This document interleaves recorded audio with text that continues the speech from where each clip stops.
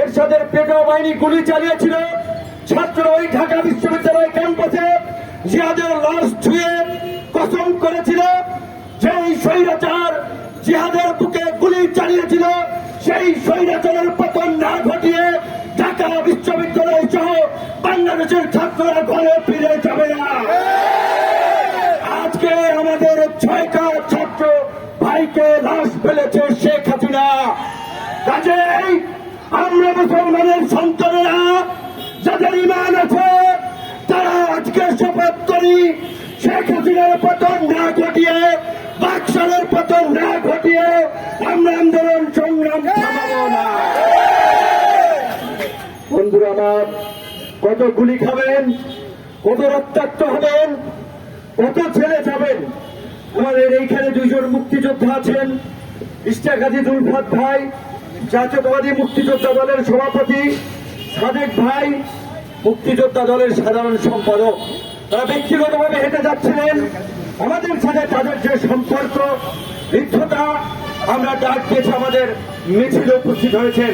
সাদেক ভাই যেটা বলেছেন, এই 53 বছরে মুক্তিযোদ্ধার কজন সন্তানের চাকরি হয়েছে, তোমরা এই ভুয়া 55,000 সহ এই যে প্রায় 3 লক্ষ মুক্তিযোদ্ধা বানিয়েছ, আমরা সাদেক ভাই, উলফাত ভাইদের মতো মুক্তিযোদ্ধাদেরকে এইখান থেকে স্যালুট জানাই, সবাই স্যালুট জানান। আমরা প্রকৃত মুক্তিযোদ্ধাদেরকে এইভাবে স্যালুট জানাতে চাই, শ্রদ্ধা জানাতে চাই। কিন্তু আওয়ামী লীগ ভাগ করার জন্য ভুয়া মুক্তিযোদ্ধা বানাতে, কালচারাল হেজিমনি তৈরি করতে, ইন্ডিয়ান হেজিমনি তৈরি করতে এই যে মুক্তিযোদ্ধা কোটা এবং মুক্তিযুদ্ধের যে ঠিকাদারি নিয়েছে, এই কালচারাল হেজিমনি, এই কালটা আমাদেরকে ভেঙে দিতে হবে। যেমনি ভাবে রাহুল গান্ধী ভারতের সংসদে মোদীকে চোখ রাঙিয়ে দিয়ে বলেছে নরেন্দ্র মোদী পুরো হিন্দু সমাজ নেই হে, নরেন্দ্র মোদী কখনোই পুরো হিন্দু সমাজের প্রতিনিধিত্ব করতে পারে না। ঠিক আজকের এই আওয়ামী লীগের নেতারা যারা 71-এ কলকাতায় তাস খেলেছে, খিচুড়ি খেয়েছে, সিনেমা দেখেছে, ওই আওয়ামী ভণ্ড প্রচারকদের কাছে এই জাতি মুক্তিযুদ্ধের সবক শুনতে চায় না। শেখ হাসিনা কাদেরকে রাজাকার বলেছেন আপনি চেয়ে দেখেন।